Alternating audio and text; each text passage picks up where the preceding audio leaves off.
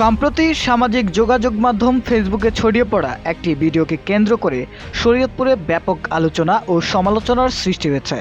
ভিডিওতে দেখা যায় শরীয়তপুর ২ আসনের এমপি পদপ্রার্থী এবং বাংলাদেশ খেলাফত মজলিসের প্রেসিডিয়াম সদস্য মুফতি মাহমুদুল হাসান বিজয় দিবস উপলক্ষে হাতে ব্যানার নিয়ে পায়ে জুতা পরিহিত অবস্থায় শহীদ মিনারে দাঁড়িয়ে শহীদদের প্রতি শ্রদ্ধা জানাচ্ছেন।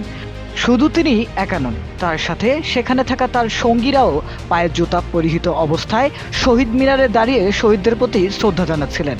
ভিডিওটি বিশ্লেষণ করে জানা গেছে ঘটনাটি ঘটে ১৬ই ডিসেম্বর মহান বিজয় দিবসে শরীয়তপুরের সুরেশ্বর হাইস্কুল মাঠে অবস্থিত শহীদ মিনারে। ওই সময় তিনি এবং তার সাথে থাকা সঙ্গীরা হাতে ব্যানার নিয়ে শহীদ মিনারের বেদিতে জুতা পরিহিত অবস্থায় দাঁড়ান, যা অনেকের কাছে দৃষ্টিকটু ও অসম্মানজনক বলে মনে হয়েছে। শহীদ মিনার বাঙালি জাতির জন্য এক গভীর আবেগ ও শ্রদ্ধার প্রতীক, যেখানে জুতা পরে ওঠা সাধারণত সামাজিকভাবে অগ্রহণযোগ্য বলে বিবেচিত। এ কারণে ভিডিওটি ছড়িয়ে পড়ার পর সামাজিক যোগাযোগ মাধ্যমে নানা প্রতিক্রিয়া দেখা যায়।